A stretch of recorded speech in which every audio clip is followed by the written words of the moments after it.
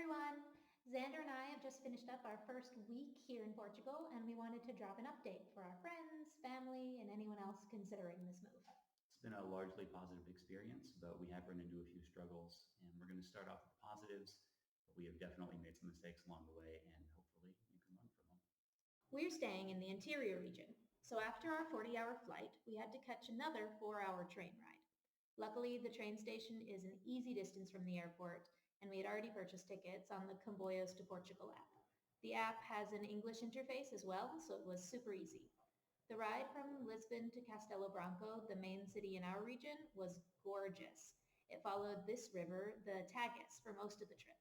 There are stunning views of places we really hope to visit sometime during this trip.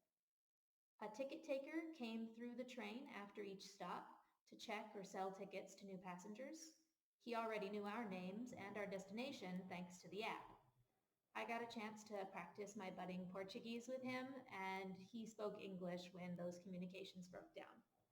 Xander got some much needed sleep while we rolled along comfortably until our final destination in Lardosa, where we both collapsed thankfully into bed at our new Portuguese home. The first thing we noticed as we explored our new village was that fruit trees were everywhere. Plum trees were growing on the public sidewalk, and all you had to do was reach up and grab as many as you wanted. We picked a few handfuls every time we came through the area, munching them as we walked and using what we didn't eat right away for oatmeal or pastries later on. We also quickly noticed that orange trees were everywhere. Every backyard has trees laden with bright orange fruits, and even abandoned homes have orange trees growing on their property, with all their bounty just going to waste. We've been eating about 2 oranges every morning, and we still have too many to get through. We've also had our fill of fresh figs, not to mention some lemons, peaches, and even a few dried cherries from friends that we made in our first few days. Since a home with fruit trees is our dream, this is a promising sign. Aside from the fruit trees, we haven't seen a yard yet that doesn't have at least a few olive trees. One person told us he made enough olive oil from his 5 trees to last him 2 years. A lot of the trees have their trunks painted white with a mixture of house paint and pest repellent. It's something that we noticed in Albania that seems to be common here as well. I've been considering applying this to myself before bed. The bugs here are no joke, and most of the older homes aren't sealed very well. I've been steadily losing sleep due to mosquitoes, or worse, biting me while I slept. But this is a valuable lesson to learn early and will definitely factor into our house purchase. All right, here we are outside of the towns. You can see Lauren just chilling on the wall. But all of these little properties, people just plow them up. Sometimes they leave them fallow, but everything is kind of used out here. People have these little plots of land that are just purchased strictly for throwing together a crop, whether it's to feed their livestock or like plant some trees. Like on the other side, you can see all those olive trees. And all of this land that's just outside of the city is all developed as farmland. Another thing that we keep seeing that is just so cool are these wells, like these giant stone wells that are everywhere. And, hopefully no one falls inside of them. Lardosa is just a small village, so the train schedule reflects that. Every day there are 3 trains headed north and 3 trains headed south. Once we get wherever we're going, we're kind of trapped there until the next train headed back. We haven't had good experiences with the buses so far, but I'm sure it's just a matter of figuring out the schedule and having tolerance for change and uncertainty. All right, so we've been in Portugal for about a week, and we're staying at a place that is gigantic. We're paying 400 euros a month, and we're renting one of these places. We're renting this little spot right over here that's got all refinished inside, but the entire property that this lady owns, who we've been talking to, goes all the way down there and keeps on going. So this entire alleyway is basically her alleyway.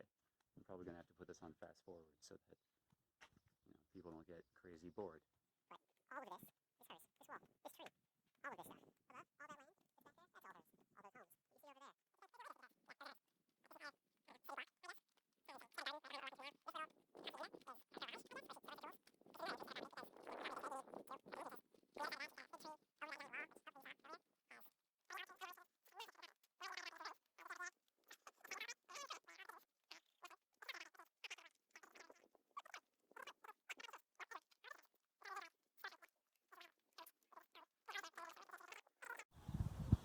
the property also has a massive frickin' well.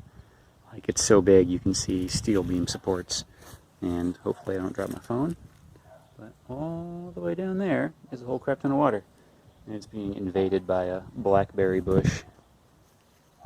This thing is just incredibly huge. And then they have just this giant trough for water storage. I'm assuming that it's just, water for the garden.